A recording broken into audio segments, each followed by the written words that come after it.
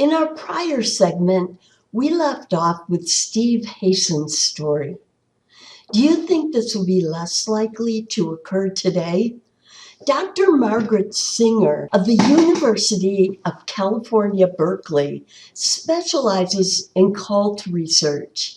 She estimates that there are at least 2,500 cults currently existing in the U.S. A cult is defined as a group of people who share a common ideological system fostered by a charismatic leader. They may or may not live together as a community. Now, not all cults are harmful. The three strongest warning signs of a harmful cult are any of these characteristics. To help you remember them, you can think CLT, cult. Okay, so the first one, C, stands for connections. Outside connections are discouraged. So relationships with friends or family outside of the group. L stands for leader, an authoritarian leader. That's somebody who can make decisions unilaterally. And then the T stands for theology. And in this particular case, an exclusive theology. So the belief that theirs is the only one that is the truth. So what is their modus operandi, the MO of cults? How do they operate? And there are a few main strategies here. So we're going to look at four of them. And the first one being they tend to play on the need to belong and existential needs like the desire to be part of a bigger cause. Number two, they tend to engage in mind control techniques. And these may include chanting, repetition, lack of sleep, lack of nutrition, even the use of drugs. Next, they tend to escalate their demands on members. So they start slow, but if you want to rise to this position in the group, then you have to do something more. Working all your way up to giving up your money to the group and so on. So they start more subtle and then they escalate those demands over time. And then finally, they tend to engage in subtle threats. This is an interesting one because they encourage their members to share their secrets in a safe and you're forgiven environment.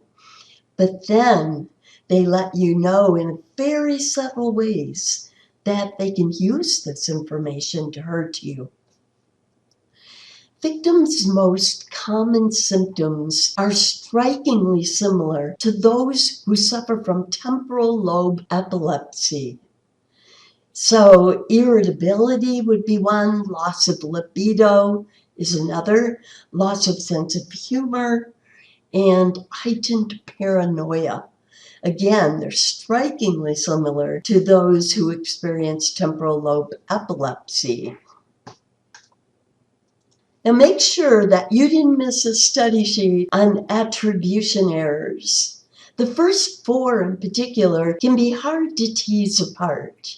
Now, if you have no difficulty with these, no worries. But if you aren't confident, there was a study sheet posted for you with this learning path assignment on attribution errors. Okay, so let's explore some other topics in psychology. Visualize this demo step by step, just as if we did it in the classroom. Know that there may be a test question on this particular class demo. Imagine that you were told to read a paragraph at the beginning of class, and then were asked to put it away. Here it is. Here's the paragraph. Go ahead, pause the screen to read it, and then resume this video again. Imagine that later in the lecture, I ask you to raise your hand if you read a paragraph about a card game at the beginning of the class. So you raise your hand along with half of the class. Next, I ask if you read about a musical recital, and the other half of our class raises their hands.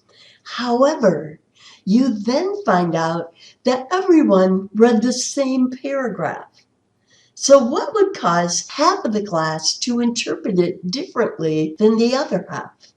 And that would be framing effects, how they were titled. Your paragraph is titled The Card Game, but the other half of the class got the same paragraph, but titled The Musical Recital. So this is called framing effects. We can affect how information is interpreted by how we frame it. Pretty cool demo, right? How you frame an argument determines who will listen further, give it the time of day, and can even influence how it is interpreted.